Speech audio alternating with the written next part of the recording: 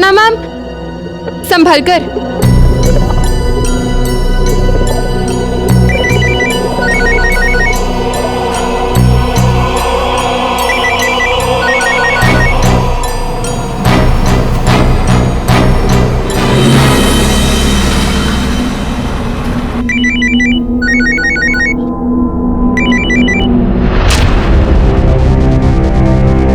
ये सना फोन क्यों कट कर रही है?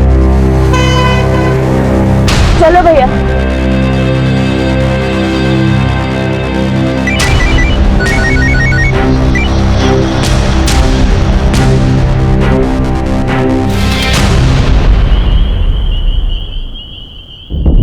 साहब, हमारी बड़ी बहू है सना, आज दोपहर को ये बोलकर गई थी कि साथ वाले सुनारे के पास जा रही है, लेकिन तब से उसको कुछ पता नहीं। सर, मैं भी आज शाम से उसको कॉल करने की कोशिश कर रहा था। पहले तो उसने कॉल कट कर दिया, बाद में फोन ही बंद कर दिया। सभी रिश्तेदार के घर देख लिए, लेकिन उसका कहीं कुछ पता नहीं है। साहब, मेरी बेटी को ढूंढ निकालिए, वो पेट से है। उसके होने वाले बच्चे को कुछ तकलीफ ना हो जाए साहब। अल्लाह के लिए ऐसी मनहूसियत मत फैलाओ, बच्चे को कुछ नहीं होगा। साहब, आप उसे ढूंढिए, वापस आएगी तभी तो पता चलेगा ना कि वो क्यों गई थी, कहाँ गई थी। आप लोग अभी जाइए, सुबह होने तक इंतजार कीजिए, शायद वो वापस आ जाए। हम लोग भी हमारे तरफ से पूरी कोशिश करेंगे उसे ढूंढने की। जाइए। नेगी, सुबह ज्वेलर के पास जाके पता करो कि ये आई थी कि नहीं। सर।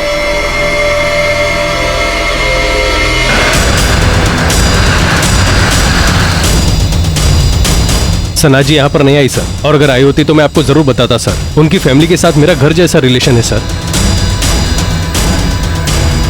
ये सीसीटीवी की फुटेज दिखाइए जरा। Yes sir.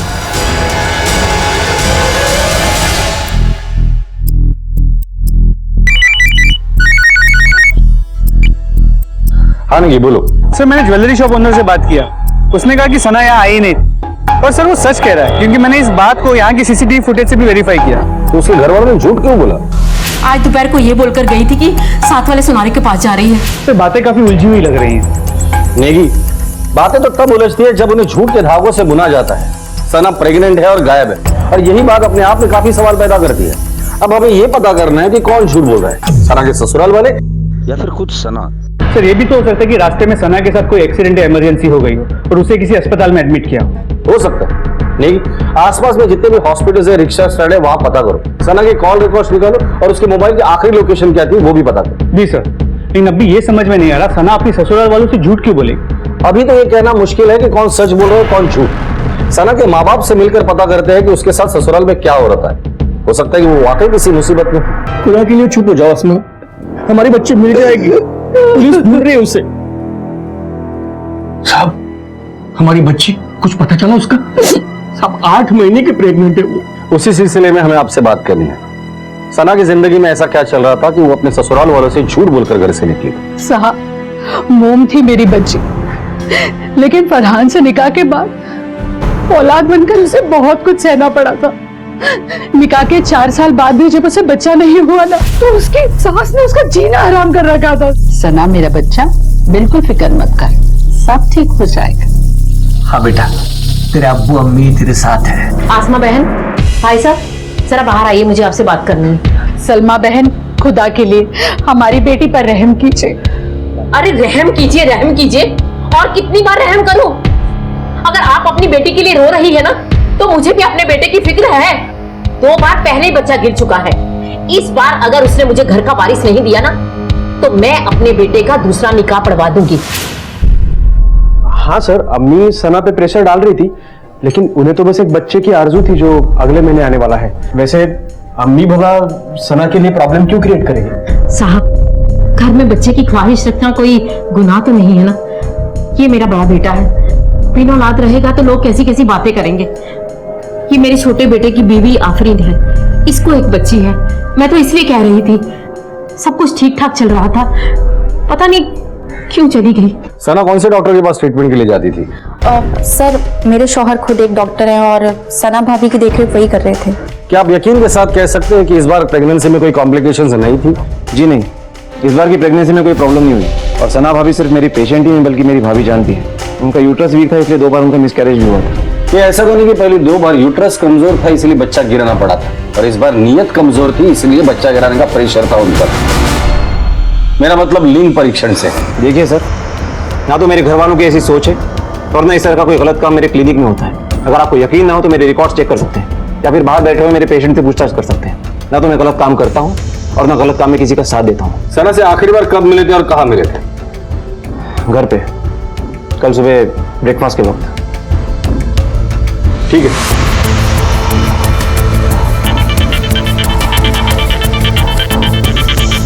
हेलो, क्या? मैं आता हूं। जब भी कोई औरत गर्भवती होती है तो उसे एक एक कदम संभल कर चलना होता है, क्योंकि अगर उसे जरा सी भी तकलीफ होगी तो उसका सीधा असर उसके होने वाले बच्चे पर पड़ सकता है। तो ऐसे में प्रेग्नेंट सना को अगवा करके कौन उसके साथ इतनी बेरहमी से पेश आ रहा था? सना के परिवार में से अब तक किसी को भी फिरौती के लिए कोई कॉल नहीं आया था। तो क्या इस किडनैपिंग के पीछे का मकसद कुछ और ही था?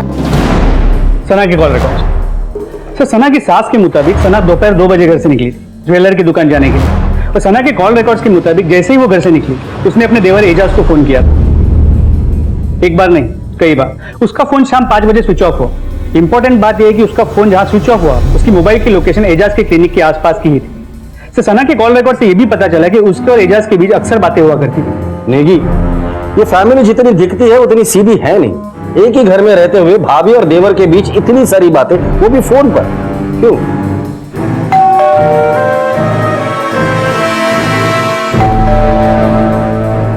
अरे कोई दरवाजे पे आया, तेरा ध्यान ही नहीं है।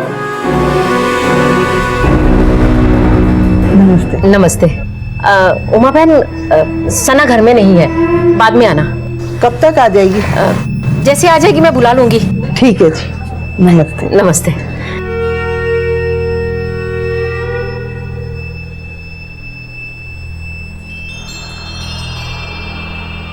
अरे क्यों इतना उदास हो रहा है?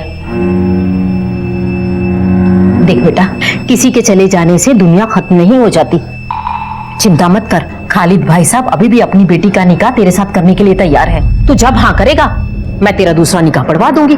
अल्लाह के लिए शर्म कीजिए अम्मी, प्लीज। सना गायब है और आप ऐसे सोच भी कैसे सकती है? अरे इसमें सोचने वाली कौन सी बात है? क्या मैं नहीं जानती कि तू सना से खुश नहीं था? और मुझे पता है तू रात रात भर किससे बातें किया करता था। देख बेटा, शौहर के कदम तभी लड़खड़ाते हैं जब उनका बीवियों से मन उठ जाता है, उनके रिश्तों में खटास आ जाती है, प्यार नहीं रहता। मैं तो कहती हूँ दूसरी शादी कर ले, सना आ जाएगी तो उसे भी रख लेंगे। अम्मी, आपको ना बस अपनी ही पड़ी है। अरे फरहान बेटा, आप लोगों का दिमाग तो ठीक है? यह मेरी बीवी गुम हो गई है और आप है कि नए किस्से बना रहे हैं? बातें वही होती है जहां किस्से बनते हैं। बस बहुत हो गया। आप ऐसे सोच कैसे सकते हैं कि मेरा छोटा भाई मेरी ही बीवी के साथ ये ऐसा कुछ करेगा? फरहान, हमें क्या सोचना चाहिए और क्या नहीं सोचना चाहिए वो हम पर छोड़ दो। फिलहाल तुम इतना बता दो, क्या तुम यकीन के साथ कह सकते हो कि सना के पेट में जो बच्चा था वो तुम्हारा ही था? गलती मेरी से ही हुई है। अगर मुझे पहले ही पता होता कि मेरी बीवी गुम होने वाली है और आप ऐसे बेहुदा सवाल करने वाले हैं, तो आपकी तसल्ली के लिए पहले से ही मैं पैटर्निटी टेस्ट करवा के रखता। उस दिन एजाज सर और सना मैडम के बीच किसी बात को लेकर बहुत लड़ाई हुई थी। मैम गुस्से में थी और रोते रोते हॉस्पिटल से अकेले ही निकल गई। ये लड़ाई हुई क्यों थी? ये तो पता नहीं साहब, पर बड़ी बात हुई थी। अपने बेबुनियाद सवालों से इस घर में दरार डालने से अच्छा है कि आप सना भाभी को बाहर जाकर ढूंढ लें, जो कि आपका काम है। अच्छा, तो कुछ सच्चाइयां आप लोगों को बता ही देता हूं। मुझे यकीन है आपके शौहर एजाज ने घर में ये बात किसी को बताई नहीं होगी, लेकिन सना ने घर से निकलने से पहले एजाज को कांटेक्ट किया था। और हाँ, सना किसी ज्वेलर के पास नहीं गई थी बल्कि एजाज के नर्सिंग होम में गई थी। कॉल रिकॉर्ड के हिसाब से सना के मोबाइल की आखिरी लोकेशन एजाज के नर्सिंग होम के आसपास थी। आफरीन, हम लोग हमारा काम ही कर रहे हैं।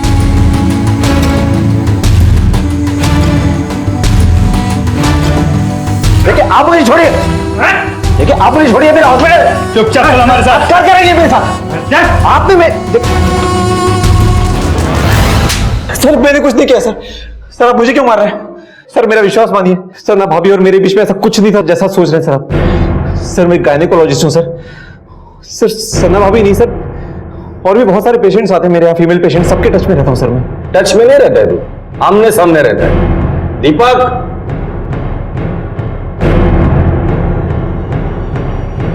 अरे सना मैम, संभाल कर। तेरे नर्सिंग होम का सीसीटीवी फुटेज है। जब तेरा बयान लिया था तब तूने कहा था कि सना को तो आखिरी बार तेरे घर पर मिला था। तो ये क्या है? सना तुझसे मिलने तेरे क्लिनिक में भी आई। बोलेगा या और मार खाएगा? सर आई थी वो मेरे क्लिनिक पे सर, हमारी लड़ाई भी हुई थी सर, लेकिन उसके बाद वो चली गई थी सर। आप चाहे तो वहां के दूसरे लोगों से पूछ सकते सर। क्या करना है और क्या नहीं करना है वो हम तय करेंगे। तू सिर्फ इतना बता दे कि सना के साथ तेरा झगड़ा क्यों हुआ था। सर सना भाभी अपने होने वाले बच्चे को लेकर बहुत टेंशन में थी सर, क्योंकि अम्मी आए दिन कुछ ना कुछ उनको सुनाती रहती थी, इसलिए उन्होंने उस दिन सारा गुस्सा मुझ पर उतार दिया, वहां से चली गई। सर मुझे डर था कि डिप्रेशन में आके वो खुद के साथ कुछ कर ना बैठे सर, इसलिए उस दिन मैंने आपके साथ झूठ बोला सर। नर्सिंग होम के सीसीटीवी और वहां के लोगों से बात करने से पता चला कि सना वहां से अकेली गई थी और डॉक्टर एजाज आधी रात तक नर्सिंग होम में ही काम कर रहा था। पास में जो टैक्सी स्टैंड है वहां पता करो, शायद किसी ने कुछ देखा हो। नहीं सर, वहां भी पूछताछ कर ली, लेकिन नर्सिंग होम होने की वजह से वहां बहुत सारी प्रेग्नेंट औरतें आती है, तो कुछ पक्का पता नहीं चल सका।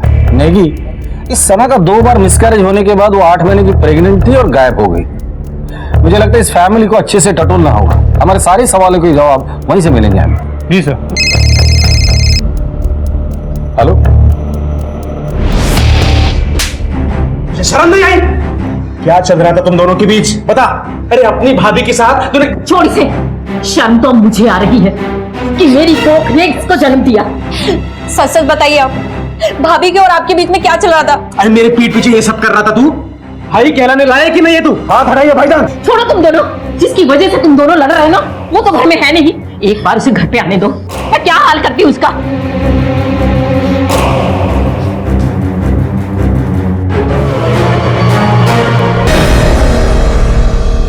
सर, सभी के कॉल रिकॉर्ड्स को चेक किया। सना के साथ सलमा और उसकी देवरानी आफरीन के खिलाफ कुछ नहीं मिला, लेकिन उसका पति फरहान, लगता है वो उसकी बॉस नेहा का काफी करीबी है। दोनों के बीच लेट नाइट तक फोन पे मैसेजेस और बातें हुआ करती है, और पिछले महीने में फरहान की मोबाइल की लोकेशन नेहा के घर के आसपास 5 से 6 बार थी। हो सकता है फरहान के अफेयर के बारे में पता चलने के बाद ये सना खुद घर छोड़कर कहीं चली गई होगी, या फिर फरहान को अपने छोटे भाई और सना के नजदीकी के बारे में पता चल गया होगा और इस नेहा के चक्कर में उसने उसे गायब कर दिया होगा। स्टाफ से पूछताछ करो कि फरहान और नेहा के बीच क्या चल रहा था। सर अक्सर फरहान और नेहा मैम ऑफिस आवर्स के बाद कैबिन में बंद रहते थे। हाँ सर, मैंने एक दिन देखा था मैडम अपना केबिन लॉक करना ही भूल गई। मैडम के साथ फरहान सर को बहुत बार देखा है। मैडम तो उसे अपनी कार में पिक करती थी उसके घर से। अब तक की तहकीकात में सना के परिवार से जुड़ी काफी अजीब बातें पुलिस के सामने आई थी। बाहर से पुरसुकून दिखने वाले रिश्तों में अंदर से बेकरारी भरी हुई थी। रिश्तों में आई दरारें साफ दिखाई दे रही थी। पुलिस के शक के दायरे में अब भी परिवार के सभी लोग थे।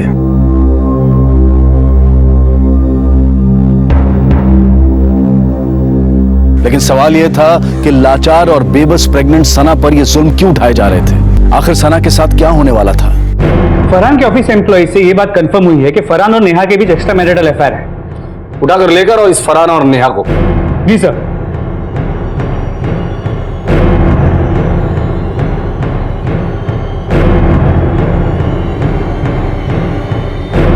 आज हमारी गाड़ी में बैठो।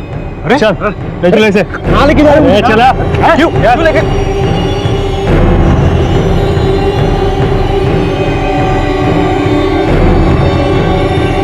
अरे क्या बदतमीजी है? Leave my hand! I said leave my hand! कब से चल रहा है ये सब? 6 महीने से हम दोनों अपने अपने फायदे के लिए इस रिलेशनशिप में थे। मुझे पैसे और प्रमोशन की जरूरत थी और नेहा को किसी मर्द का साथ। ये हम दोनों का म्यूचुअल डिसीजन था। हम दोनों को इससे कोई प्रॉब्लम नहीं थी और मैंने उसके साथ कोई जबरदस्ती नहीं की थी। नहीं सर, मैंने नेहा से कभी प्यार नहीं किया। ये जो सब था वो सिर्फ काम के लिए था। मैंने सिर्फ और सिर्फ अपनी बीवी सना से प्यार किया है सर, और हमेशा करता रहूंगा। अगर तुम इसे प्यार कहते हो तो फिर धोखा किसे कहते हैं? वो पुलिस इंस्पेक्टर, मैंने कोई क्राइम नहीं किया। जो कुछ हुआ हम दोनों की रजामंदी से हुआ। उसे जो चाहिए था उससे मिला और मुझे जो चाहिए था मुझे। और हाँ, बाद में मैं उससे प्यार भी करने लगी थी। तो कहीं इस नाजायज रिश्ते को जायज बनाने के लिए तुम दोनों ने सना को गायब तो नहीं किया? फर्स्ट ऑफ ऑल मैंने ऐसा कुछ नहीं किया, और secondly it was just a feeling. नहीं नहीं सर, सर सना मां बनने वाली थी। मैं भला उसके साथ ऐसे क्यों करूंगा? मैं बताता हूँ, तुम्हारा नेहा के साथ अफेयर चल रहा था। नेहा एक कामयाब औरत थी और तुम्हें कामयाबी का बुखार चढ़ा हुआ। दूसरी बात, सना का और तुम्हारे भाई का अफेयर चल रहा था, ये बात तुम्हें शायद पता चल गई होगी और तुमने उसके साथ कुछ किया होगा। चल बता दे, कहाँ गायब किया सना को? यकीन मानिए सर, मुझे नहीं मालूम सना कहाँ पे है। मैं मन ही मन बहुत शर्मिंदा हूँ सर। मुझसे बहुत बड़ा गुनाह हुआ है। मैं मुजरिम हूँ सर सना का। हेलो सर, यहाँ एक डेड बॉडी मिली है।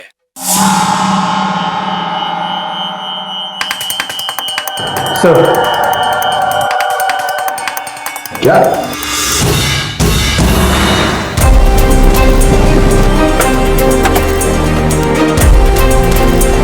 पीछे आइए, पीछे हो जाइए। ये तो सना है। एक माँ बनने वाली औरत को इस तरह मारने के पीछे मकसद क्या हो सकता है? नफरत, दुश्मनी? सिर्फ माँ को मारा है या बच्चे को भी मारा है? आसपास देखो कुछ मिलता है क्या? इसके घर वालों को इन्फॉर्म करो और बॉडी पोस्टमार्टम के लिए भेज दो। सर।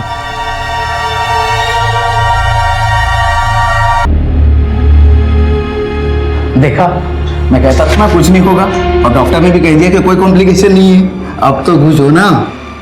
हाँ, मैंने तो उम्मीद ही छोड़ दी थी, लेकिन 12 साल बाद मेरी गोद भरी है। हाँ, ये सब ऊपर वाले की कृपा है। चलो मंदिर चलते हैं, भगवान की आशीर्वाद भी ले लेंगे। सर, सना की पोस्टमार्टम रिपोर्ट आ गई है। एक शॉकिंग न्यूज। क्या? इसके मुताबिक सना प्रेग्नेंट नहीं थी। क्या? ऐसे कैसे हो सकता है? एजाज कहाँ है? होगा अपने नर्सिंग होम में। क्यों, क्या हो गया? सना की पोस्टमार्टम रिपोर्ट आई है जिसमें साफ साफ लिखा है कि सना प्रेग्नेंट नहीं थी। ये नामुमकिन है। आपकी रिपोर्ट से गलत है। ऐसे कैसे बोल सकते हैं आप? सोनोग्राफी की रिपोर्ट है हमारे पास। ये देखिए सोनोग्राफी की रिपोर्ट। मेरा बेटा खुद इलाज कर रहा था उसका। अब क्या जवाब है आपके पास? इसका जवाब हम नहीं, आपका डॉक्टर बेटा देगा।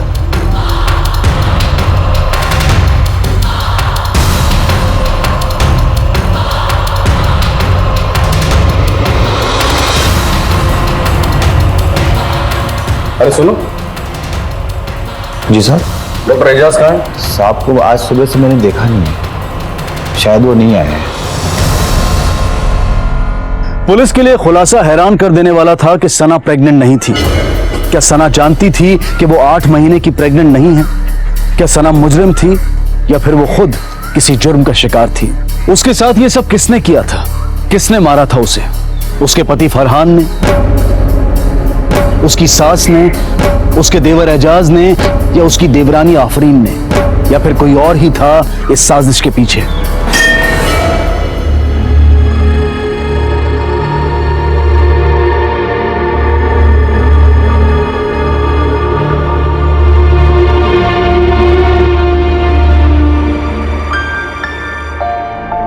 आफरीन, तुम्हें तो पता ही होगा कि एजाज कहाँ है।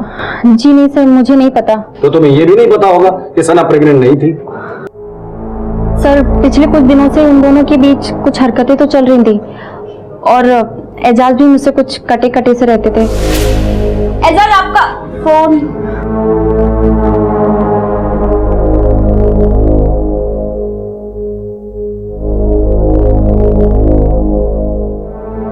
क्या हुआ? सब ठीक तो है ना? कुछ परेशान लग रहे हैं। और सना भाभी को क्या हुआ? फोन किसका आया था? अब पता नहीं। हेलो। वो मुझसे कुछ छुपा रहे थे। मुझे लगा था कि दोनों के बीच में कुछ चल रहा है। फिर मैंने सोचा कि एजाज अपनी भाभी के साथ ऐसा क्यों करेंगे, और अगर उनके पेट में बच्चा नहीं था तो वो उनको धोखे में क्यों रखेंगे? एक औरत के जज्बातों के साथ वो ऐसा क्यों करेंगे? आफरीन, तुम्हारे इन सारे सवालों के जवाब एजाज ही देगा। एजाज अगर यहाँ आता है या आप लोगों को कांटेक्ट करता है तो सबसे पहले आप लोग हमें इन्फॉर्म करेंगे, और अगर आप लोगों ने एजाज को बचाने की कोशिश की तो हमारी और आपकी अगली मुलाकात लॉकअप में होगी।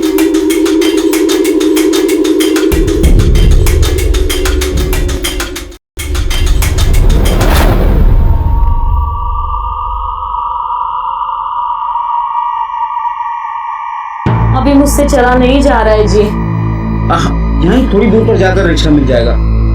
तुम एक काम करो, तुम यहीं पे रुको, मैं जाकर रिक्शा लेकर आता हूँ। हाँ?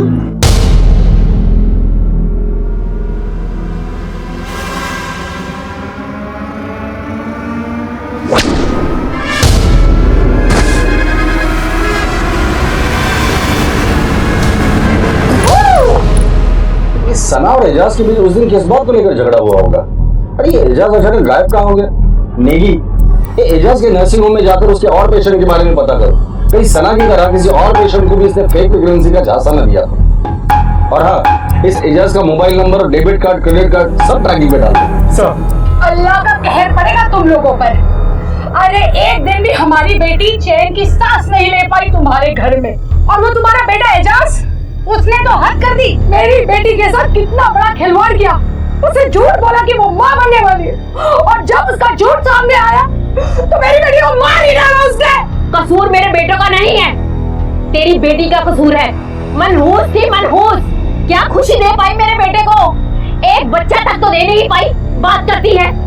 अरे उसकी वजह से तो मेरे बेटे की नौकरी चली गई, और मेरा दूसरा बेचारा पता नहीं पुलिस से डरते हुए कहाँ ठोकरे खाते फिर रहा है। पता है, इनका बेटा हमारी बेटी को मार के भागा है। अगर मुजरिम ना होता तो आज सामने खड़ा होता ना। बहुत गलत किया आप लोगों ने हमारे बच्चे के साथ, बहुत पछताओगे आप लोग। एक एक खुशी के लिए तड़पोगे तुम लोग। उस दिन से आप तड़प ही रहे हैं जिस दिन तुम्हारी बेटी का निकाह मेरे बेटे के साथ हुआ था। अरे इतना शुक्र करो कि हमने तलाक नहीं दिया अभी तक। देखो कैसे बातें करिए सलील लोग। चलो, अरे जाओ जाओ, कहाँ से उठ के चले आते हैं भिखारी लोग। सर, सना के बैंक से पता चला है उसने अगस्त में अपने 3 लाख की एफडी तोड़वाई, और वो पैसे उसने एजाज के अकाउंट में ट्रांसफर किए। उसी दिन एजाज ने 1 लाख रुपए बिरजू के अकाउंट में ट्रांसफर किए, और उसके बाद सितंबर और अक्टूबर में 50-50 हजार रुपए बिरजू के अकाउंट में ट्रांसफर किए गए। ये बिरजू कौन है? एजाज के नर्सिंग होम का वार्ड बॉय। Ward boy? ये तो पता नहीं साहब, और बड़ी बात हुई थी। साहब को आज सुबह से मैंने देखा नहीं है। तो वार्ड बॉय के साथ मिलकर ये एजाज क्या खेल खेल रहा है? उठाकर लेकर इस बिरजू को। सर,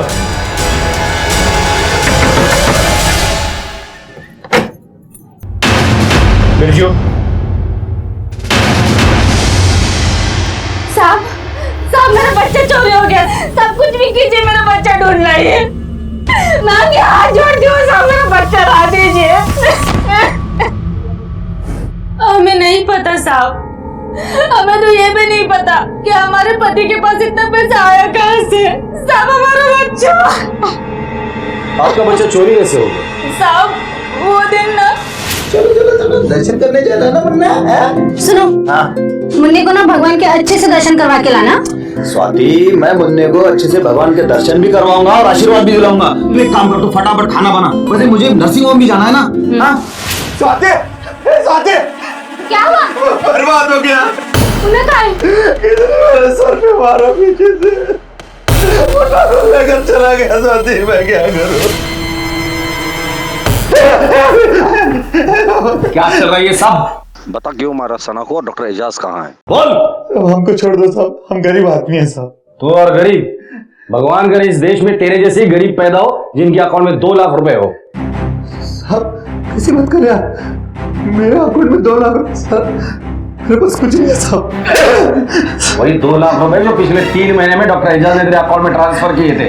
वो तो डॉक्टर साहब से हमने लोन लिया था हमारे बहन की शादी के लिए।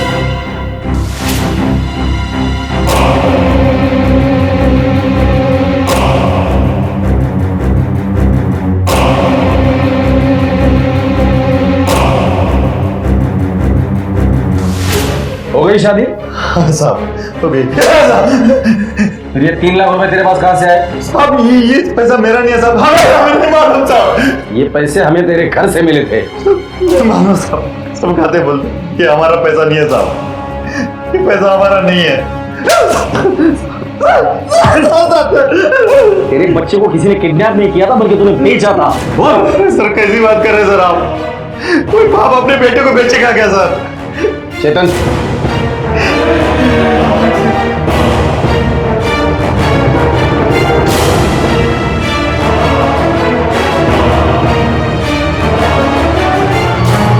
इनको तो जानता ही होगा, ये तेरा ही बच्चा है ना, इनको ही बेचा था ना अपने बच्चे को। बोल।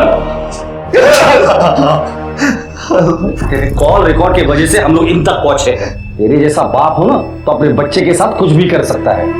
और आप लोग भी, आप लोगों ने ये जो कुछ भी किया है ना, वो गलत भी है और इलीगल भी है। अब चाहे तो बच्चा अडॉप्ट कर सकती थी। अब तू मुंह खोलेगा? साहब, पैसों के लालच में हमने हमारा बच्चा इनको भेज दिया था, लेकिन ये सब हमारे दिमाग में डॉक्टर एजाज ने भरा था। साहब, डॉक्टर साहब हमसे हमारा बच्चा खरीदना चाहते थे 3 लाख रुपए में। हमारे लिए 3 लाख रुपए बहुत बड़ी रकम थी। हमने सोचा बच्चे का क्या है, बीबी और एक बच्चा पैदा कर लेगी। तभी सब 10 अक्टूबर के करीब ये लोग हमसे मिले। ये लोग हमें 5 लाख रुपए दे रहे थे, तो हमें लगा साहब पैसा ज्यादा दे रहे थे, तो हमने हमारा बच्चा इनको भेज दिया साहब। डॉक्टर साहब और सना मैडम को मना कर दिया। इस वजह से उन दोनों में काफी झगड़ा भी होता साहब। इस बिरजू के बात पे यकीन करें तो एजाज और सना अपने ही फैमिली के साथ खेल रहे थे। बिरजू के बच्चे को अपना बच्चा बताकर धोखा दे रहे थे। अगर ये दोनों ही प्लान में शामिल थे तो फिर सना को मारा किसने और क्यों?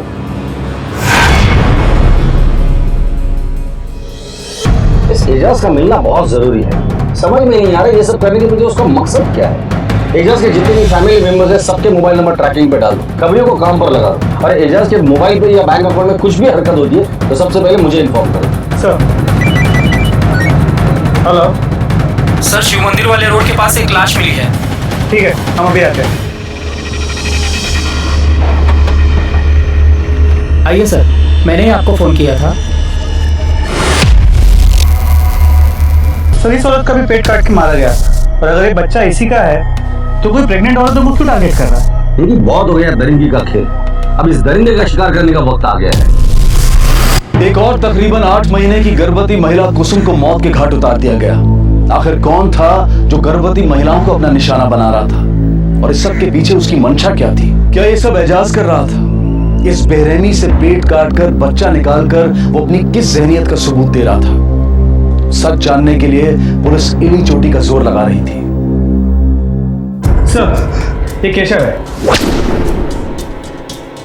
इन्होंने अपनी बीवी कुसुम की किडनैपिंग की कंप्लेंट जनकपुरी थाने में लिखवाई, लेकिन उसकी बॉडी हमारे एरिया में मिली। साहब, मेरी बीवी को मार दिया साहब, मेरी बीवी को मार दिया साहब। देखिए, हम लोग तहकीकात कर रहे हैं, कुछ पता चलेगा तो हम आपको बता देंगे। पोस्टमार्टम के बाद आप बॉडी लेकर जा सकते हैं। सर, कहीं इन किलिंग्स में एजाज का हाथ तो नहीं?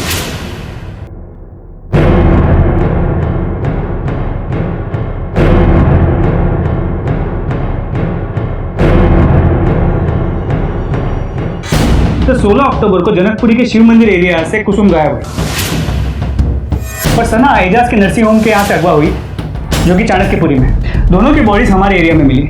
ये जो कोई भी है इसके पास 4 व्हीलर होना जरूरी है इन प्रेग्नेंट औरतों को अगवा करने के लिए। नहीं, पोस्टमार्टम रिपोर्ट के हिसाब से इन दोनों औरतों को नशे की दवा दी गई। दोनों का पेट सर्जिकल इक्विपमेंट से काटा गया था और दोनों की डिलीवरी की डेट नजदीक थी। ये बात और है कि सना प्रेग्नेंट नहीं थी, लेकिन उसने प्रेगनेंसी का दिखावा किया था। सिर्फ दोनों केसेस सेम, लेकिन बाकी सब कुछ अलग। डॉक्टर्स अलग, नर्सिंग होम अलग, जहाँ ये दोनों औरतें रहती हैं वो एरियाज भी अलग। हो सकता है कि अपराधी जो है इन दोनों को पर्सनली जानता हो। सर्जिकल इक्विपमेंट का इस्तेमाल किया गया है, इसका मतलब कोई तो मेडिकल प्रोफेशन का आदमी इसमें इन्वॉल्व है। ये डॉक्टर एजाज अभी भी गायब है ना? जी सर। सर, डॉक्टर एजाज का क्रेडिट कार्ड होटल एलाइट में सर्च किया गया।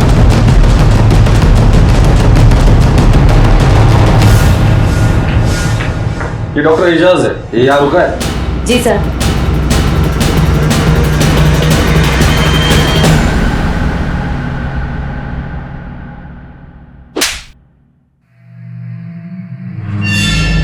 इस बार अगर झूठ बोला ना तो सारी हड्डियां तोड़ के रख दूंगा। बोल। सर, सना भाभी के बार बार मिस कैरेजेस हो रहे थे और अम्मी ने उनकी जान ले रखी थी। इस बार जब सना भाभी का 3रा महीना क्रॉस हुआ तो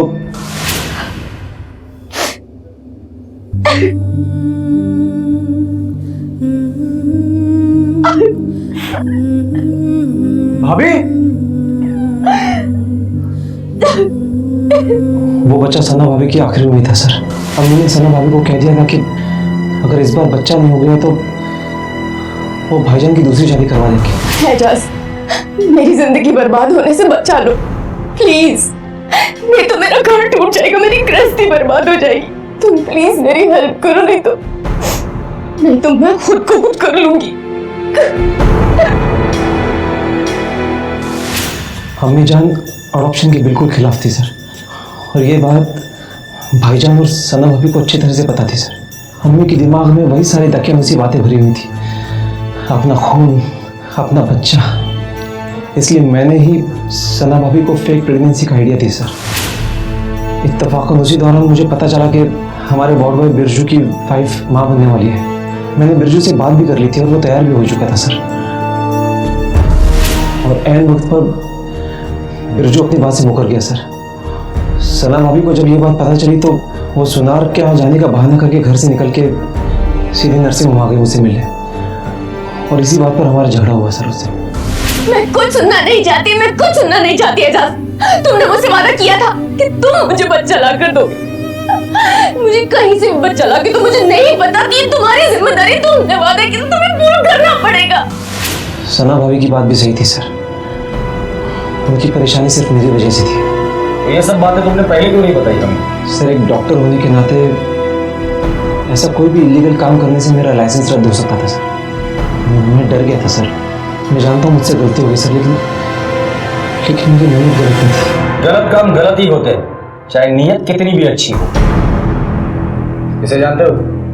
नहीं सर।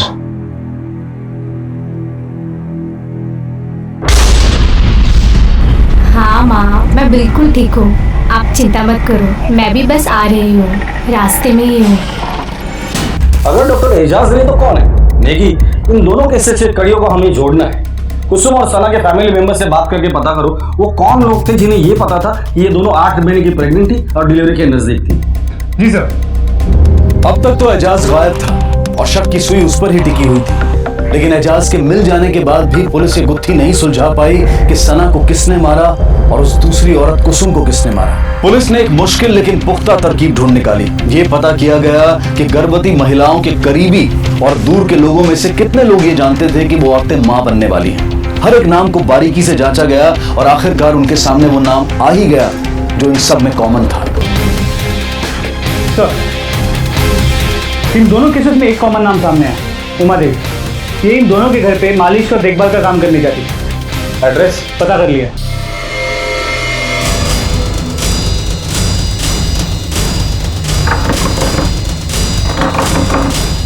नेगी, तोड़ दो दरवाजा। सर।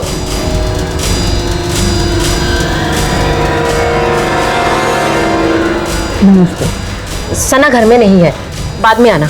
कब तक आ जाएगी? उमा देवी? जी मैं ही हूँ।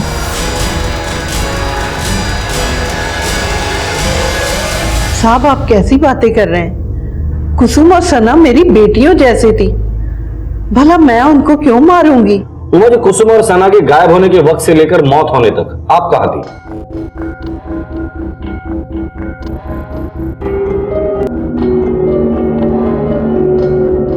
सर इन्हें देख के तो लगता नहीं कि ऐसा कुछ कर पाएंगे।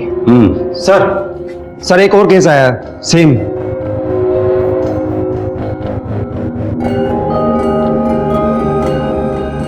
सर ये मेरी बहू देविका 8 महीने की प्रेग्नेंट थी सर, खो गई है। आप किसी उमा देवी को जानती है? हाँ, वो मेरे पड़ोस में रहती है, मेरी बहू की मालिश करती है। उमा जब जिन घर में मालिश के लिए जाती थी, कैसे जाती थी आप वहाँ? साहब मेरा पोता राहुल ऑटो चलाता है, वही अपने ऑटो में मुझे ले जाता था। ठीक है, उसका नंबर दीजिए मुझे। देखिए सर। साहब क्या बात है, आप राहुल का नंबर क्यों पूछ रहे हैं? सर राहुल का नंबर ट्रेस हो गया।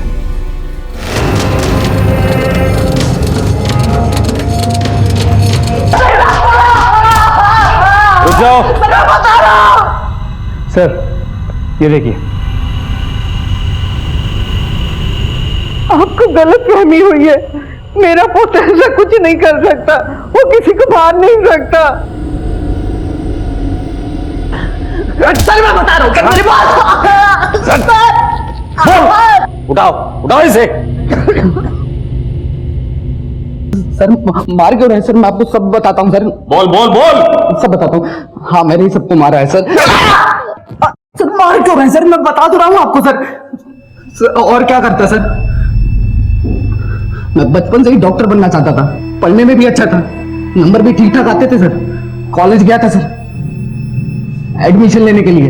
वहां पता चलता है डोनेशन देनी पड़ेगी पूरे 20 लाख रुपए। इतनी बड़ी रकम मैं कहां से लेकर आता, बताइए। तो सोचा कुछ पैसे जमा कर लेता हूँ, अगर डॉक्टर नहीं बन पाया तो कुछ धंधा ही कर लूंगा। और पैसों के लिए कुछ शॉर्टकट तो चाहिए था। फिर मैंने ऑटो चलाना शुरू किया।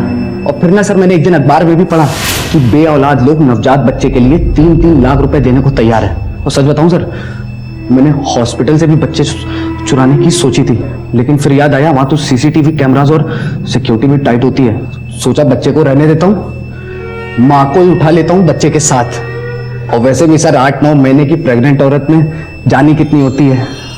और दादी जिन जिन घरों में मालिश करने को जाती, मैं इन औरतों को नहीं मारना चाहता था सर, मैं तो बस अपनी दादी का सपना पूरा करना चाहता था, डॉक्टर बन के।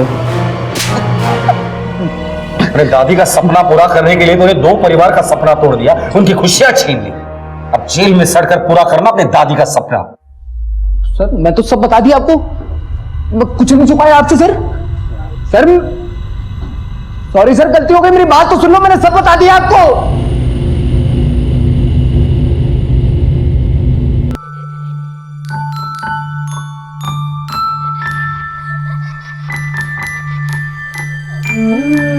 चाहतों के आसमान में उड़ने में कोई बुराई नहीं है, शर्त बस इतनी है कि पैर जमीन की सच्चाई को ना छोड़ें, वरना इंसान मुंह के बल गिरता है। फरहान को ज्यादा पैसा और प्रमोशन चाहिए था और इसी वजह से उसने अपनी बॉस नेहा के साथ संबंध बनाए। सलमा को सना से फरहान का वारिस चाहिए था, जिसके लिए डॉक्टर एजाज ने गलत रास्ता इख्तियार किया।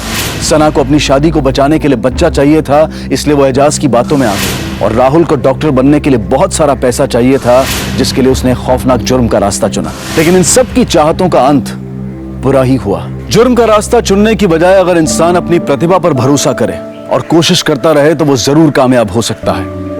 इसी विचार के साथ अब मैं अनूप सोनी आपसे विदा लेता हूं।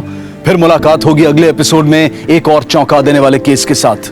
तब तक अपना और अपने परिवार का ख्याल रखें और देखते रहें क्राइम पेट्रोल डायल 100। सबक एक को सीख हम सबको।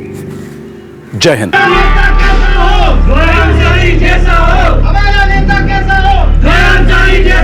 मैंने कभी नहीं सोचा था कि मैं पॉलिटिक्स में आऊंगी और अपने इलाके से एमएलए के लिए इलेक्शन लड़ूंगी। आई वॉज लकी, मैं जीत भी गई।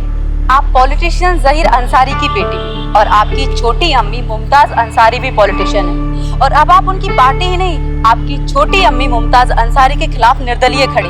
मुझे पूरा यकीन है जनता मेरी छोटी अम्मी को नहीं, मुझे एमएलए बनाएगी।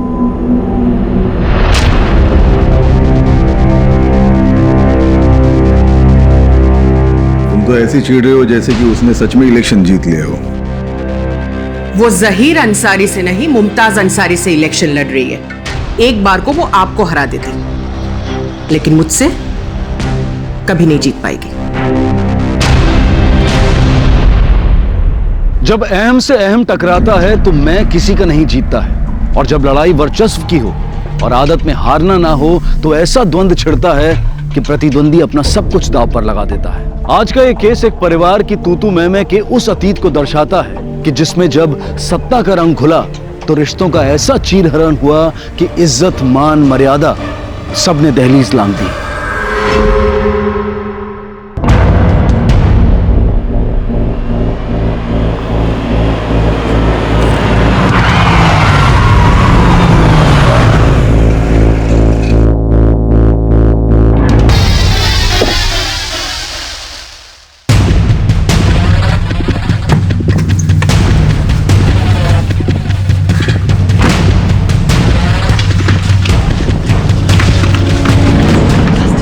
मुमताज जी, अब पार्टी में आपका कद आपके पति से भी ऊंचा हो गया है। पार्टी ने उनका पत्ता साफ करके आपको टिकट दिया है। इसे आपकी राजनीतिक उपलब्धि समझे या पति पत्नी के बीच की तकरार का संकेत? पति पत्नी के रिश्ते को राजनीतिक रंग मत दीजिए। लेकिन आपकी बेटी जोया, वो तो आपके खिलाफ निर्दलीय खड़ी हो गई। जोया और मैं सिर्फ विचार विरोधी हैं, एक दूसरे के दुश्मन नहीं।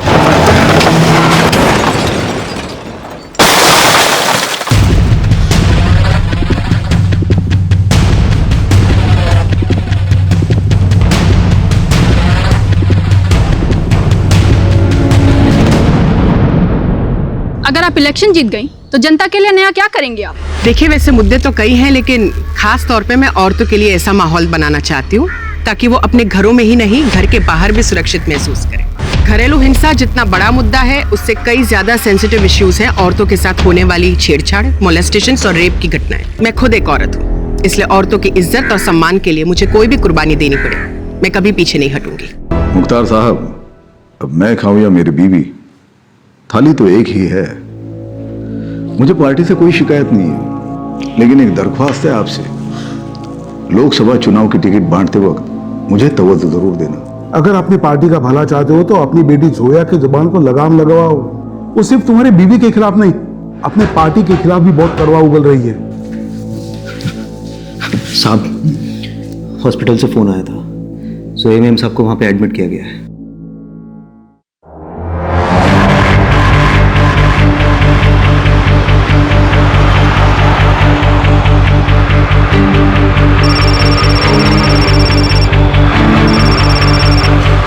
जैन सर। जी जी, मैं जाके देखता हूं। जी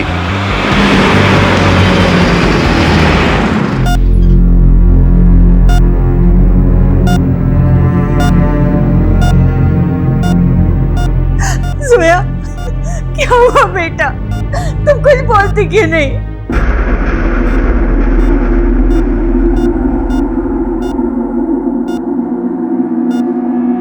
जोया, सर बेटा क्या हुआ तुम?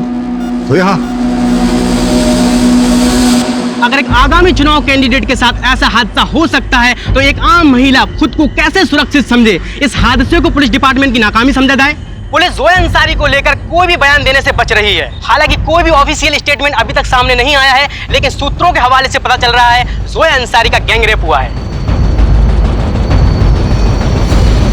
गैंगरेप? Yes sir. सर, हमने डीएनए सैंपल, विक्टिम के कपड़े और बाकी सब कुछ एग्जामिन के लिए भेज दिया है। जैसे ही रिपोर्ट आएगी सब कुछ क्लियर हो जाएगा। क्या हम जोया से बात कर सकते हैं? सर, वो बेहद सदमे में है, कुछ बोल नहीं पा रही। मैं बोल रही हूँ ना, कोई रेप वेप नहीं हुआ इसका। मुझसे इलेक्शन जीतने के लिए जनता की झूठी हमदर्दी हासिल करना चाहती है, इसलिए नाटक कर रही है। क्या कहा तूने? हाँ, शर्म नहीं आती तुझे? मेरी बेटी के लिए इतना गंदा बोलेगी? अरे माना ये तेरी अपनी नहीं है, लेकिन इसका बाप तेरा भी तो पति है ना। बीवी तो आप भी है इनकी, लेकिन आपकी बेटी नीचता में आपसे भी ऊपर है। नीच तो तू है, पेट में बच्चा डाल के रखेल से बीवी बन गई। अगर मेरी बेटी के खिलाफ एक शब्द भी और बोला ना तो तेरा वो हाल करूंगी कि जनता वोट नहीं देगी, पत्थर बरसाएगी। वोट बैंक तो आपकी बेटी का भी नहीं बढ़ने वाला। वो तो हम देख ही लेंगे। बस करो, बस करो। क्या बेटी सदमे में तुम्हें वोट की पड़ी है?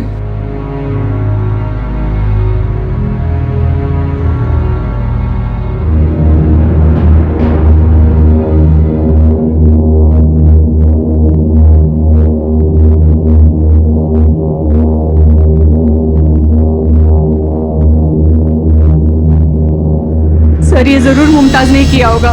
वो मेरी बेटी से नफरत करती है, और जब से जोया उसके खिलाफ इलेक्शन में खड़ी हुई है तब से तो वो उसे अपना दुश्मन ही मानने लगी है। लेकिन मुमताज तो आपके पति की दूसरी बीवी है, रिश्ते में तो वो भी जोया की माँ हुई। सत्ता के लिए तो लोग अपना जिस्म भी बेच देते हैं सर, फिर रिश्तों का क्या मोल है? नहीं सर, मेरी पहली बीवी नूरी जरा ज्यादा ही जज्बाती है। उसने मुमताज के बारे में जो कुछ भी बोला है वो सिर्फ उसका एक वहम है। आपको क्या लगता है आपकी बेटी के साथ जो ये सब हुआ किसने किया होगा?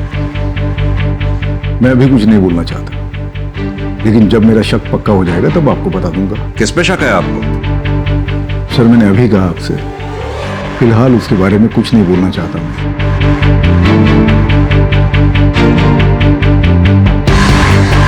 सर, हमें नहीं पता जोया के साथ किसने क्या किया, हमें तो वो बेहोशी की हालत में मिली। सर, ये जगह उसी इलाके में आती है जहां से जोया और मुमताज चुनाव लड़ रहे हैं। यहाँ आसपास छोटे छोटे गांव हैं जहां मुमताज ने कल एक रैली निकाली थी। वहीं पर जोया का प्रचार करने का तरीका बड़ा सिंपल है। वो अपने समर्थकों के साथ पैदल लोगों के घर घर जाकर वोट मांगती है। ये बात उसके समर्थकों ने हमें खुद बताई। सर, जोया दोपहर 1 बजे तक कनवा गांव में प्रचार कर रही थी और फिर अचानक अपनी गाड़ी में बैठकर कहीं पे निकल गई। कहाँ गई, क्यों गई, ये बात उसके समर्थकों को भी नहीं पता। आसपास के इलाके से कुछ मिला क्या? सर, अभी तक तो नहीं। हमारी एक टीम सर्च कर रही है। जिस जगह जोया बेहोशी की हालत में मिली थी, पुलिस ने वहां से कनुआ गांव जाने वाले हर रास्ते को सर्च करना शुरू किया, और जो मंजर सामने आया वो यही बयां कर रहा था कि जोया एक बहुत बुरे हादसे का शिकार हुई थी। गाड़ी के अंदर चेक करो। सर। पटेल, आसपास का एरिया अच्छी तरह से छान मारो। सर।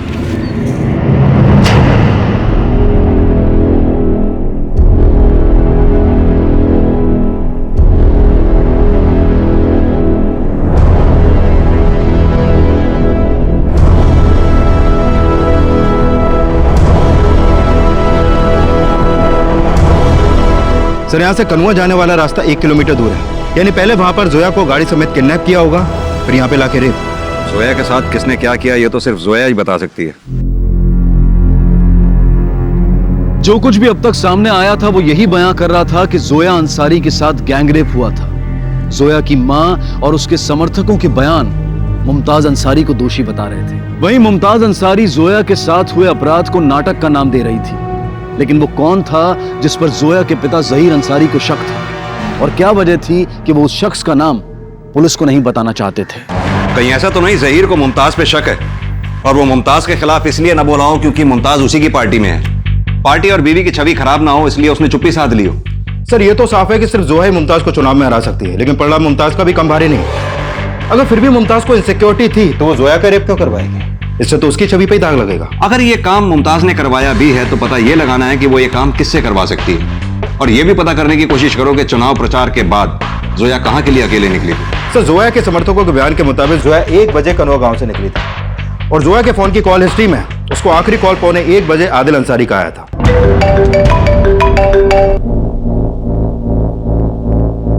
आदिल अंसारी? ये आदिल अंसारी कौन? मुमताज अंसारी का सगा बेटा और अंसारी खानदान का सबसे छोटा सदस्य है।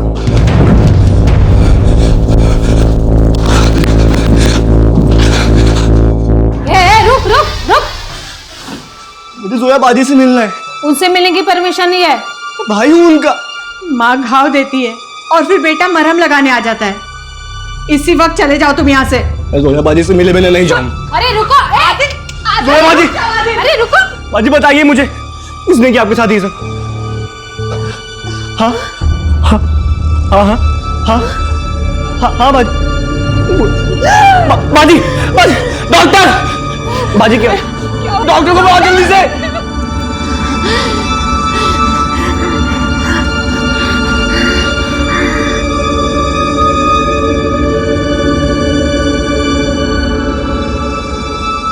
तुम्हारा नाम आदिल अंसारी है? जी। एसपी साहब तुमसे बात करना चाहते हो। तो मैंने आपसे कहा ना, मेरी जोया बाजी से फोन पर बात जरूर हुई थी, लेकिन मैंने उन्हें कहीं मिलने बुलाया नहीं था। अच्छी तरह से याद करो, जरूर तुम्हारी अम्मी ने तुम्हें जोया बाजी को फोन करके कहीं बुलाने के लिए कहा होगा। और अम्मी फोन करने को क्यों कहेंगी? और रही बात जोया बाजी के साथ हुए हादसे की, एक बार को मेरी अम्मी का हाथ उसमें हो सकता है, लेकिन मैं जोया बाजी के बारे में ऐसा सपने में नहीं सोच सकता। लगता है इस बार तुम्हारा वोट तुम्हारी अम्मी को नहीं, तुम्हारी जोया बाजी को जाएगा।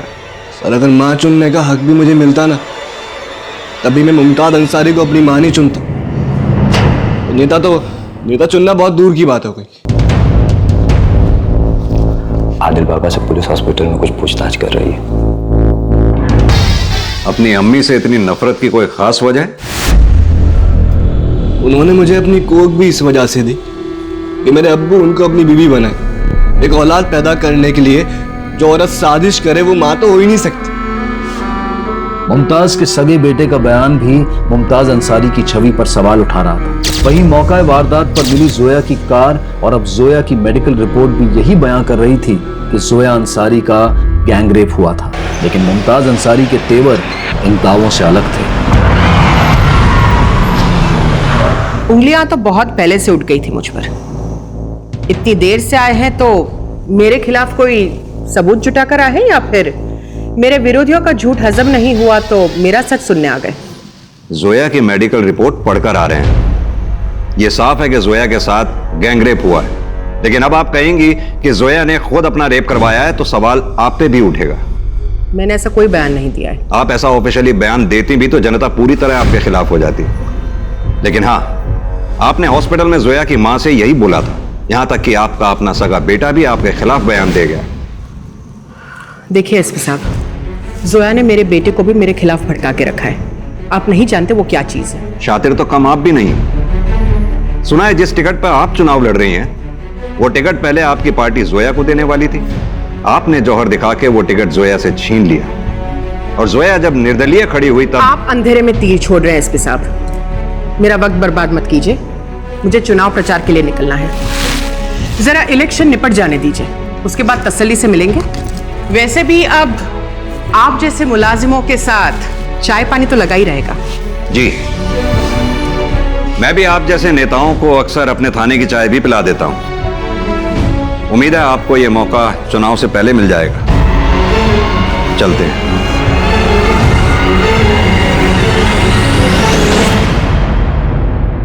पुलिस अब अंसारी खानदान का इतिहास खंगाल रही थी और घर की चार दीवारी के राज पुलिस की चर्चा का विषय बन गए थे। सर, जहीर की दो बीवियों नूरी और मुमताज ये आपस में कभी नहीं बनी, लेकिन जहीर अपनी पहली बीवी नूरी को बहुत लकी मानता है, इसलिए उसने अपनी कंपनी का नाम नूर टेक्सटाइल और बंगलों का नाम नूर महल अपनी पहली बीवी नूरी के नाम पे रखा। सर, 20 साल पहले जहीर अहदे अमन पार्टी से विधायक बना, तब मुमताज उसी पार्टी में एक मामूली सी कार्यकर्ता थी।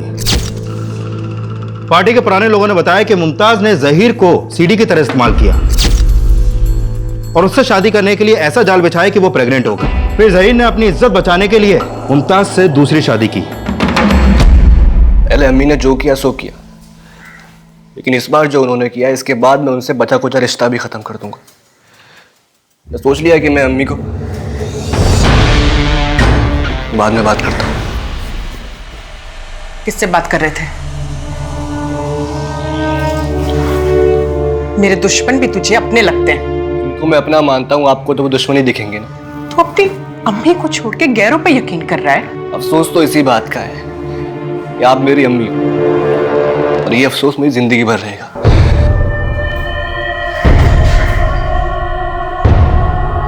सर, भले ही मुमताज जोया को पसंद नहीं करती, लेकिन मुमताज का बेटा आदिल जोया को अपनी सगी बहन से बढ़कर मानता है। लेकिन जहीर ना तो अब नूरी को छोड़ने का रिस्क उठा सकता है और ना ही मुमताज को, क्योंकि अब उसका पॉलिटिकल करियर कुछ खास नहीं चल रहा और घोटाले में उसका नाम आने के बाद से पार्टी भी अब उसे नजरअंदाज कर रही है। इसलिए इस बार टिकट मुमताज को मिला और मुमताज की इस समय पार्टी में वो पोजीशन है कि जहीर भी अब उसकी पूंछ बन के फिरने पर मजबूर है। शाह, घायल शेर कभी भी पलट के वार कर सकता है। इस जहीर ने अभी तक हमें यह नहीं बताया कि इसे शक किस पे है। कहीं ऐसा तो नहीं यह खुद कोई गेम प्लान कर रहा है? तुम्हारी बेटी अब तुम्हारे बीवी और पार्टी के खिलाफ ना बोले, इसकी जिम्मेदारी अब तुम्हारी है। मेरी बात मानिए, मेरी बीवी का नाम वापस लेके उसकी जगह मुझे खड़ा कर दीजिए। मेरी बेटी मेरी बीवी के खिलाफ मेरी बीवी की जगह पे अपने बाप को देखेगी तो पार्टी के खिलाफ कुछ नहीं बोलेगी। अगर तुम्हारी बेटी ने पार्टी के खिलाफ भी बोला तो भी ये चुनाव तुम्हारी बीवी ही लड़ेगी, क्योंकि जोया के कहने से अगर हमने मुमताज का टिकट वापस ले लिया तो जनता को उसका बोला ही सच लगेगा। इसलिए जितना बोला है उतना ही करो। शाह, इस केस की दिशा अब जोया का बयान ही तय करेगा। यह भी हो सकता है कि मुमताज या उसकी पार्टी जहीर के जरिए जोया को उनके खिलाफ बयान ना देने के लिए धमकाए। यह जोया की निगरानी कड़ी कर दो, क्योंकि जोया का बयान इस चुनाव का समीकरण बदल सकता है। जोया आप सच बोले, इस बात की जिम्मेदारी भी हमारी है। पुलिस ने अब जोया की निगरानी कड़ी कर दी थी। बस इंतजार था जोया के बयान का, जो इस केस को एक नई भूल भुलैया में उलझाने वाला था। जोया, आपके समर्थकों ने बताया कि आप उनके साथ चुनाव प्रचार कर रही थी और अकेले कहीं निकल गई। ऐसी क्या इमरजेंसी थी? कहां के लिए निकली थी आप? आप पे चुप रहने के लिए कोई किसी तरह का दबाव तो नहीं बना रहा ना? कहीं ऐसा तो नहीं आप चुनाव ही नहीं लड़ेंगी? जो खुद से हार गई हो वो जनता के लिए चुनाव क्या लड़ेगी? आपने हार स्वीकार कर ली या चुप रह के जीतने की रणनीति बना रही हैं? मैं कोई रणनीति नहीं बना रही हूँ। तो फिर आप बोलती क्यों नहीं कि आपके साथ ये क्या हुआ, किसने किया? मैं नहीं जानती वो कौन थे। मैं जब मुझे होश आया तो 3-4 आदमियों ने मेरे साथ। कौन थे वो लोग? मुझे नहीं पता कि वो कौन थे, लेकिन जो आदमी जख्मी हालत में पड़ा था उसका चेहरा कुछ जाना पहचाना था। शायद उसे पहले कहीं देखा है। उसका स्केच बनवा सकती हैं आप?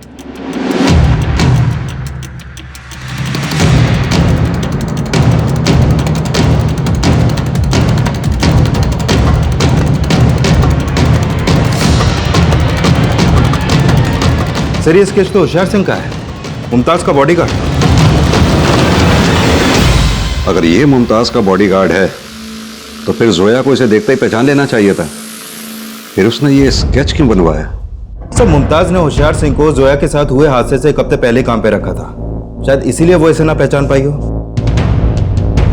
शायद उसे पहले कहीं देखा है, लेकिन याद नहीं आ रहा कि कहाँ देखा है। जोया द्वारा बनवाए गए स्केच की पहचान मुमताज अंसारी के बॉडीगार्ड होशियार सिंह से हुई,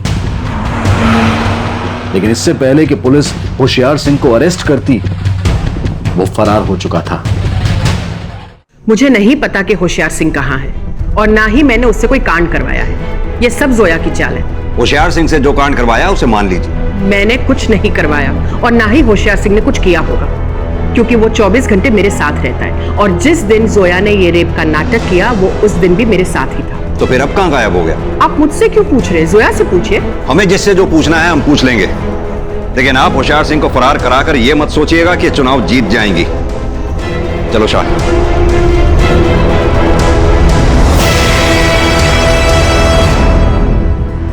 सर होशियार सिंह आनंद का रहने वाला है, लेकिन अभी तक अपने गांव नहीं पहुंचा। इस होशियार सिंह के कॉल रिकॉर्ड्स निकलवाओ, जिनके साथ भी उसने मिलकर यह कांड किया है। हो सकता है उनको कोई क्लू मिले। आनंद, भरूच और आसपास के शहरों में भी होशियार सिंह के फोटो सर्कुलेट करवाओ। कैसे भी हो इस होशियार सिंह को ढूंढने की कोशिश करो। सर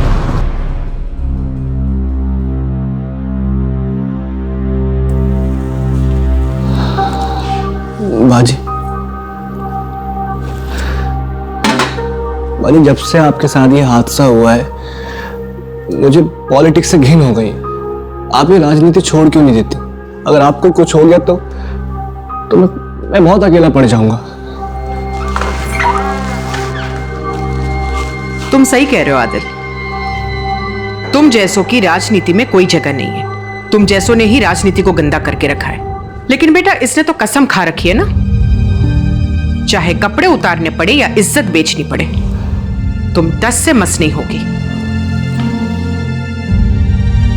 आपने कभी अपने गिरेबान में झांका है? पहले अपने गिरेबान में झांके, बाद में बाजी को बोलिएगा आप। रहने दो आदिल, इनसे बहस करके कोई फायदा नहीं। ये तो हॉस्पिटल भी इसीलिए आई है ताकि जनता की सिंपैथी मिल जाए। इन जैसे लोगों के लिए ही तो मैंने राजनीति ज्वाइन करी थी, चाहे मुझे कुर्बानी क्यों ना होना पड़े, पर मरते दम तक 10 से मस नहीं होंगी। तुम चाहे जो कर लो, लेकिन तुम्हें जीतने नहीं दूंगी। मेरा बेटा मुझसे छीन लिया है, कुर्सी छीन नहीं पाओगे तुम।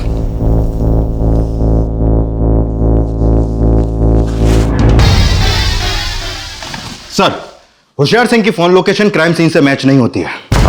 जब क्राइम इतनी प्लानिंग के साथ किया गया हो तो वो अपना फोन क्राइम स्पॉट पर क्यों लेकर जाएगा? सर होशियार सिंह के कॉल रिकॉर्ड में ज्यादा फोन नंबर भी नहीं है और ये पता चला है कि होशियार सिंह ज़हीर अंसारी के ड्राइवर जमील कुरैशी के ही गांव का है और उसी ने उसे काम पे लगवाया था। और जब मेरी जमील कुरैशी से बात हुई तो वो बोला, साहब मैं तो खुद हैरान हूं कि मेरे गांव वाले ने ये कांड किया, लेकिन साहब उसने किसी मजबूरी में किया होगा। वो ऐसा आदमी नहीं था। मजबूरी? कैसी मजबूरी? साहब उसकी माँ को कैंसर है, उसे पैसों की बहुत जरूरत थी। सर मैंने पता किया है कि होशियार सिंह की माँ को वाकई में कैंसर। यानी कि जमील को होशियार सिंह की मजबूरी मालूम थी। कहीं ऐसा तो नहीं है जमील भी इस प्लानिंग में शामिल हो? सर जिस दिन जोया का रेप हुआ उस दिन जमील पूरा टाइम ज़हीर के साथ था और ये जमील अंसारी खानदान का पुराना वफादार है। पहले जमील के फादर भी ज़हीर के ड्राइवर थे, लेकिन 15 साल पहले उनका इंतकाल होने के बाद ज़हीर ने जमील और उसकी बहन को सहारा दिया। बहन कौन? रेशमा कुरैशी, ज़हीर के घर में खाना बनाती है।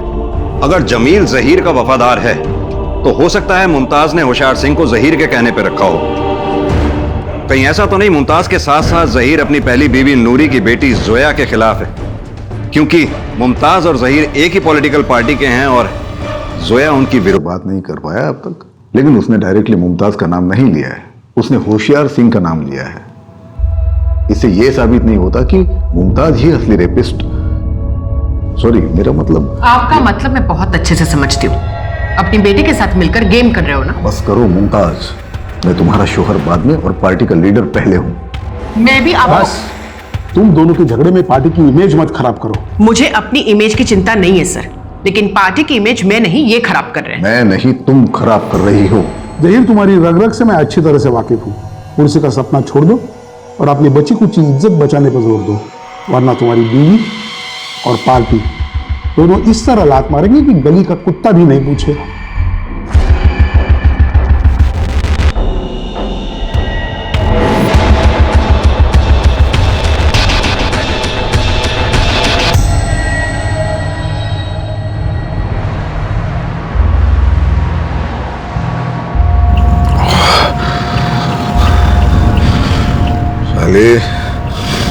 मेरा नाम, मेरी इज्जत, मेरी शोहरत सब कुछ खा गई।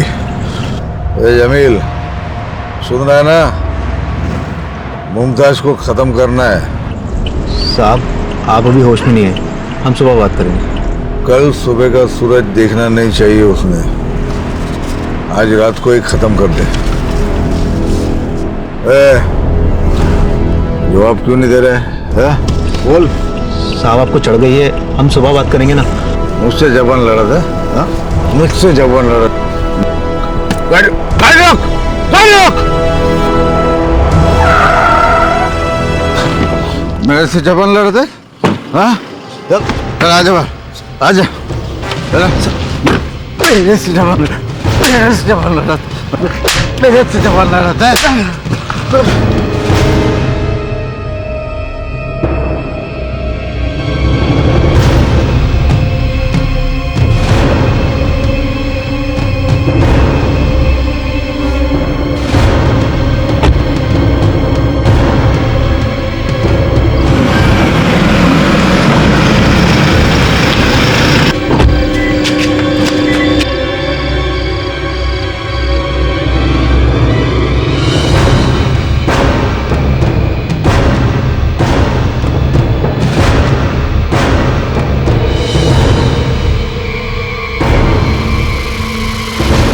क्या हुआ?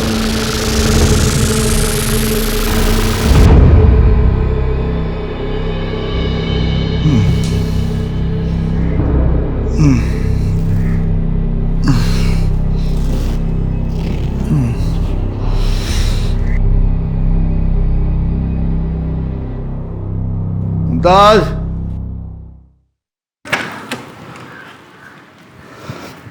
मुमताज, मुमताज।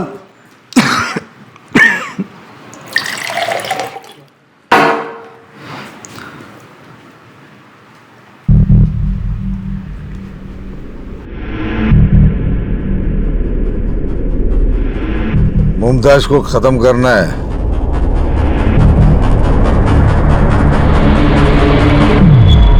आप जिस नंबर को डायल कर रहे हैं वो इस समय स्विच्ड ऑफ है।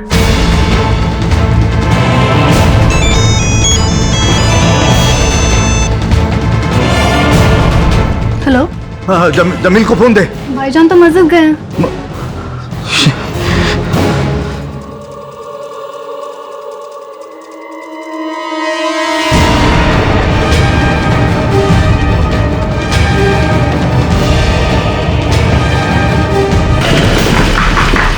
Adil, doctor, doctor.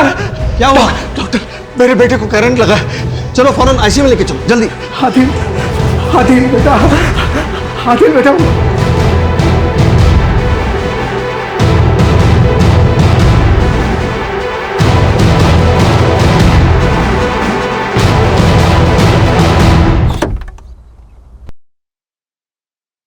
I am sorry, he is no more.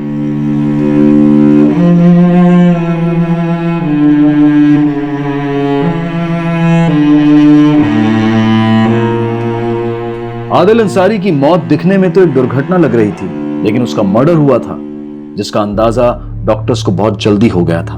Sir, Adil के सिर पे इंजरी थी और उसके फादर बोल रहे कि आदिल करंट से मरा, लेकिन उसका मुंह तो उल्टी से भरा था। अगर करंट लगता था तो उसके मुंह से झाग आना चाहिए था। ये उल्टी के चांसेस तो हेड इंजरी में ही होते हैं। सर, एक्सीडेंटल डेथ को अब बेकार में मर्डर केस बना रहे हैं। आदिल की बॉडी पोस्टमार्टम के लिए भेज दी गई है। रिपोर्ट आते ही पता चल जाएगा उसकी डेथ एक्सीडेंटल है या मर्डर। तब तक जो कहानी सुनानी है सुना लो, हम सुन लेंगे।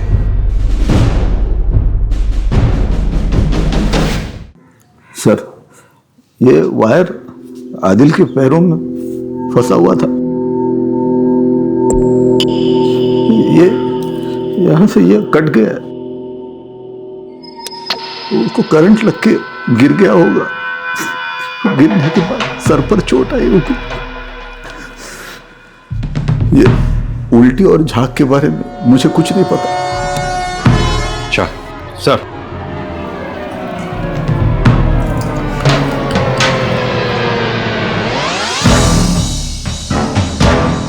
सर मैं सुबह 7 बजे ही अपने प्रचार के लिए निकल गई थी। जाने से पहले आप आदिल से मिली थी? जी नहीं, वो सुबह 8-9 बजे तक सोता है और जब मैं निकली तब जहीर जी भी सो रहे थे। साहब हम तो कभी भी मुमताज के फ्लोर पे रुकते ही नहीं थे, और वैसे भी आज जोया को यहाँ हॉस्पिटल से छुट्टी मिलने वाली थी, तो मैं तो इसे लेने सुबह ही यहाँ चली आई थी।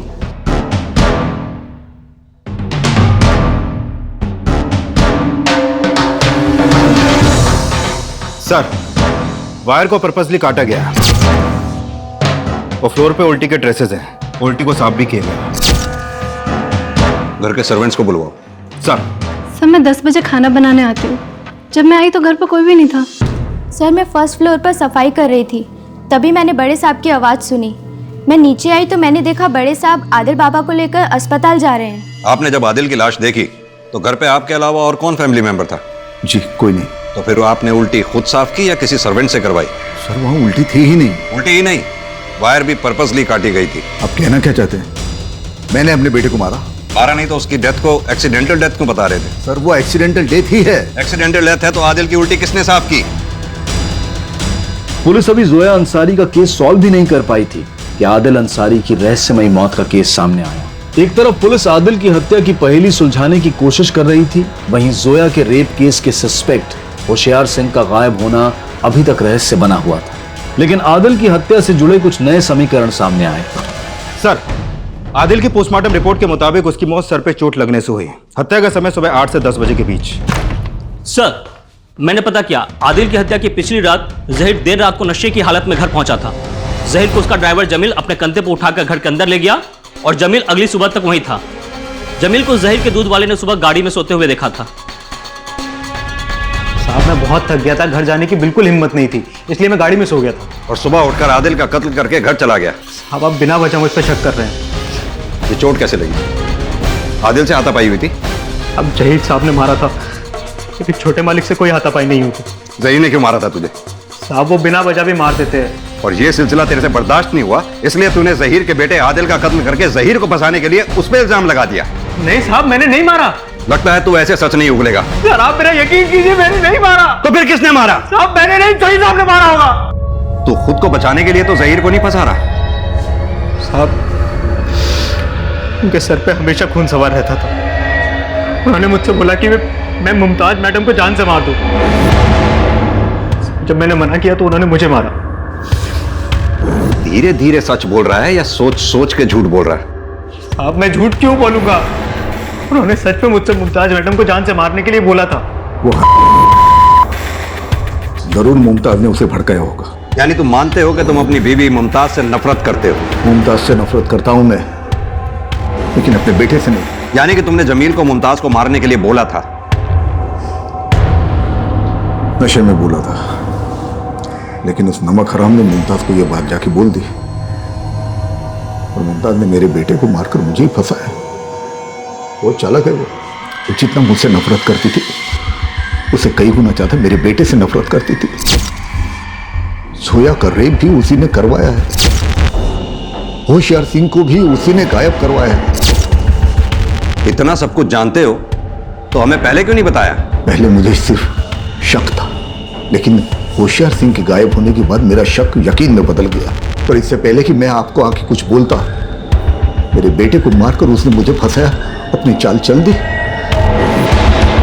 मैं मानती हूँ सर कि आदिल की मुझसे बनती नहीं थी, पर मैं उसकी माँ हूँ। जहीर भी तो उसका बाप ही है। पर जहीर जी के सगे वाले मुझे अपना दुश्मन मानते हैं। हो सकता है कि उनके कहने पर जहीर जी बहक गए हो। पर आपके बेटे को तो आपके दुश्मन ही सगे लगते थे। उसके पीछे भी जोया और उसकी माँ का हाथ था। उन्होंने मेरे बेटे को मेरे खिलाफ भड़का दिया था। पिछले 1 साल तक मेरे और आदिल के बीच में कोई झगड़ा नहीं था, लेकिन जब से उन्होंने वो नौकरानी को उसके पीछे लगाया, तब से आदिल मेरे खिलाफ हो गया था। नौकरानी कौन? सर रेशमा। आदिल को गलतफहमी थी कि रेशमा उससे प्यार करती है। जोया ने ही रेशमा को आदिल को फंसाने के लिए कहा था। हो सकता है कि आदिल को उनका सच पता चल गया हो और उन्होंने मेरे बेटे को खत्म कर दिया। मैं मानती हूँ कि मैं आदिल से प्यार करती थी, लेकिन किसी के बहकावे में आके मैंने उनसे प्यार नहीं किया। आदिल की अम्मी बहुत बुरी है साहब। आदिल की मौत के बाद उन्होंने मुझे पैसे देके कहा कि मैं आपसे बोल दूं कि जोया मैडम ने मुझे आदिल को फंसाने के लिए कहा। यानी कि तुमने उनसे पैसे भी ले लिए और उनकी हकीकत भी हमें बता दी। जबरदस्ती दी उन्होंने और धमकी दी कि अगर मैंने उनकी बात नहीं मानी तो वो जोया मैडम की तरह मेरा भी रेप करवा देंगे। सर, जिस मोब पे आदिल के उल्टी के ड्रेसेस मिले थे उसके हैंडल पे मुमताज के फिंगरप्रिंट मिले हैं। मतलब वो वोमिट मुमताज ने साफ की और उसकी एलिबाई कंफर्म करने के लिए उसके ड्राइवर और कार्यकर्ताओं ने झूठे बयान दिए।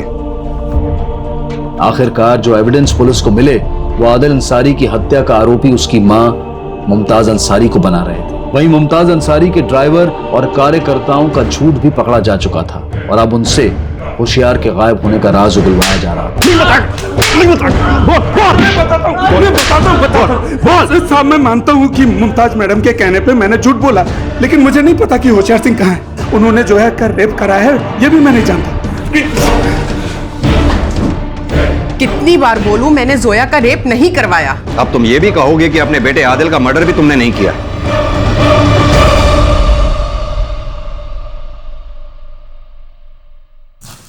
आदिल, इतनी सुबह सुबह कहाँ जा रहा है? और कहाँ जाऊंगा मैं? जोया बाजी को हॉस्पिटल से लाने जा रहा हूँ। और हाँ, आज से मैं उनका समर्थन करूंगा। तो आपकी हार पक्की। उस बदजात के लिए इतना पागल मत बन। बदजात वो नहीं, बदजात आप। मैं जनता और मीडिया को आपकी असलियत बताऊंगा। आपने जोया बाजी का रेप करवाया ना, नजर उठाने लायक नहीं छोड़ूंगा आपको। मैं मानती हूँ कि जहीर जी की बीवी बनने से पहले ही वो मेरी कोख में आ गया था, लेकिन सर, एक औरत बुरी हो सकती है पर एक माँ अपने बेटे के लिए कभी नहीं बुरी होती। अगर बुरी औरत नहीं हो तो अपने बेटे की हत्या को हादसे का रंग देकर चुनाव प्रचार में क्यों चली गई? क्योंकि तब ना तो मेरा बेटा जिंदा बचा था और ना ही मेरी ममता का कोई मोल रहा था। पिछले 19 सालों से मैं इलेक्शन का टिकट पाने के लिए नाक रगड़ रही थी। अपने बेटे को खो चुकी थी लेकिन सत्ता पाना चाहती थी। इसी सत्ता की भूख में जोया का रेप करवाया, आदिल को मारकर जहीर को फंसवाया और रेशमा को पैसे देकर जोया को भी सस्पेक्ट बनाया तुमने। मैंने रेशमा को कोई पैसा नहीं दिया और ना ही मैंने जोया का रेप करवाया है। होशियार सिंह कहाँ है? मुझे नहीं पता। मुमताज अंसारी ने अपने बेटे आदिल अंसारी की हत्या करना तो कबूल कर लिया, लेकिन जोया रेप केस में अपना हाथ होने से वो लगातार इनकार करती रही। एक मिनट सर। हेलो। और इसी दौरान पुलिस को होशियार सिंह की लाश मिलने की सूचना मिली।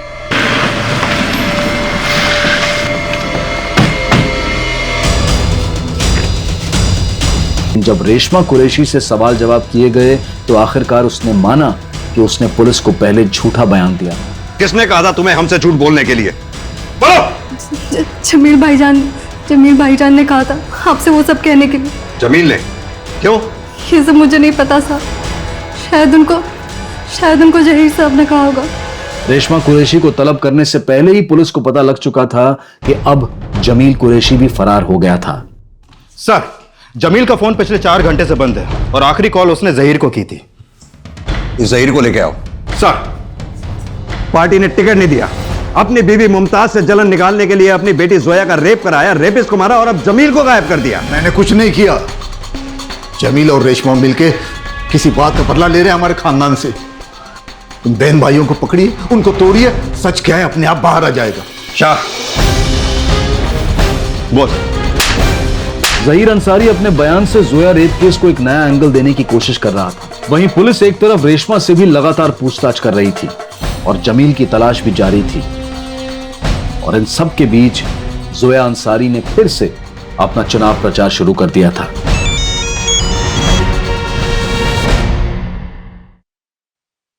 मैं आप सबको ये बताना चाहती हूँ कि मेरा राजनीति में आने का मकसद राजनीति से मुमताज और जहीर अंसारी जैसे पॉलिटिशियन को बाहर निकालकर